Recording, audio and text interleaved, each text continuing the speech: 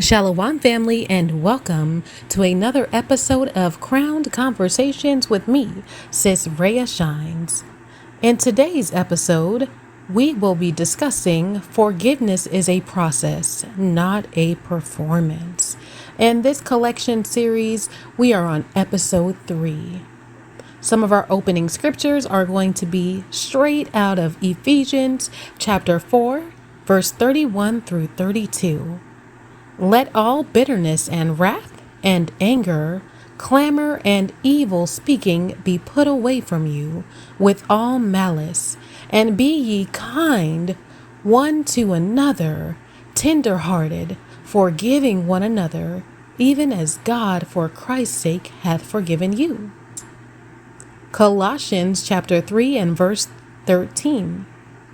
Forbearing one another and forgiving one another, if any man have a quarrel against any, even as Christ forgave you, so also do ye.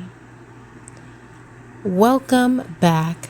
All praises to the Most High. Sometimes we place pressure on ourselves to heal overnight.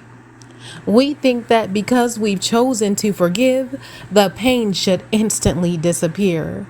But healing often happens one prayer at a time, one decision at a time, and one act of obedience at a time. Choosing forgiveness today doesn't always mean that the hurt is gone tomorrow. It simply means we've decided that our pain will no longer become our master. Forgiveness begins with a decision, y'all. Many people believe forgiveness is first a feeling. The scriptures teach us that forgiveness is first an act of obedience to Yah. Feelings come and they go, but obedience still has to remain in every season. Every day we choose forgiveness, we are choosing to trust the Most High with justice instead of taking matters into our own hands. So don't forget, sis, healing takes time. Some wounds do heal quickly, while others take months. Some even may take years. Just be patient with yourself. It means you're human, okay? Don't confuse healing slowly with refusing to heal. Continue bringing your heart before the Father. He knows exactly where you still hurt and where healing needs to be begun. But don't forget that it's a process. Ephesians chapter 4 and verse 31 through 32. Listen carefully to Paul's instruction. When he said, let all bitterness and wrath and anger and clamor and evil speaking be put away from you with all malice. Notice, these things don't usually disappear overnight. Paul tells us to put them away. That suggests a continual choice, a continual surrender, a continual walk with our Father. Don't perform forgiveness. Sometimes we say, I'm over it, but inside we're still replaying the conversation, still rehearsing the offense, still hoping the other person experiences what they put us through. The Father isn't asking us to pretend. He's inviting us to heal honestly. We don't have to fake being okay, but we do have to bring our brokenness to Him. Yah tells us to cast our cares on Him because He cares for us. Colossians chapter 3 and verse 13 reads, forbearing one another and forgiving one another, even as Christ forgave you. Notice the word forbearing. It speaks of patience, long suffering, endurance. Sometimes forgiveness isn't one big moment. Sometimes it's choosing again tomorrow and the next day and the next day and the next day. What you choose today will impact your tomorrow. It will impact your heart. It will impact your decision making. So even if it does not go away right away, continue to choose to forgive. Give yourself grace as well. If you're still healing and it's taking some time, don't lose heart. Yah tells us to not grow weary in well doing. Don't compare your healing journey to someone else's either. The Father knows your story. He knows every tear you've cried.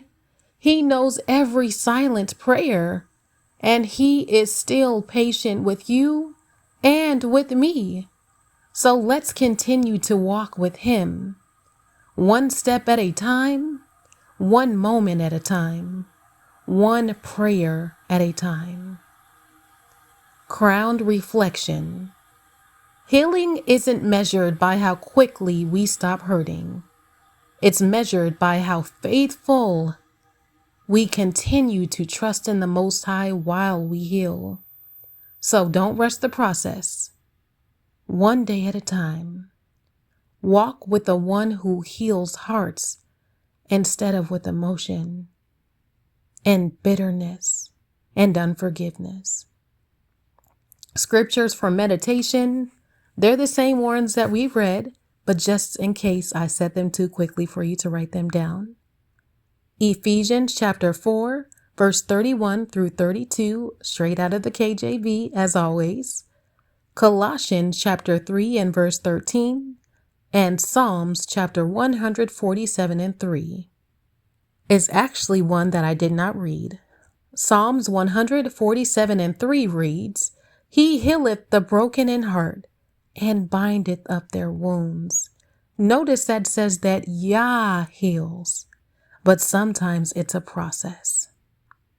Romans chapter 12 and verse 19 reads, Dearly beloved, avenge not yourselves, but rather give place unto wrath. So it is written, Vengeance is mine, I will repay, saith the Lord. So don't seek vengeance. Trust in the Lord. Isaiah chapter 41 and verse 10 reads, Fear thou not, for I am with thee. Be not dismayed, for I am thy God. I will strengthen thee, yea, I will help thee, yea, I will uphold thee with the right hand of my righteousness. In closing, if you're still healing today, do not mistake your journey for failure. Keep praying, keep forgiving, keep seeking the Father. Healing may not happen all at once, but just know that it is okay to sit still to heal.